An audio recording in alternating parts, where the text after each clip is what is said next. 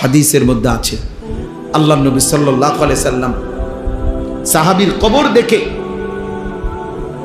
খালি কবর, একদিন এক সাহাবীর জানাজা পড়তে গিয়ে জানাজার আগে নবীজি তার খালি কবরটা অনেকক্ষণ তাকাইয়া খুব কাঁদছে, খালি কবরের দিকে তাকাইয়া।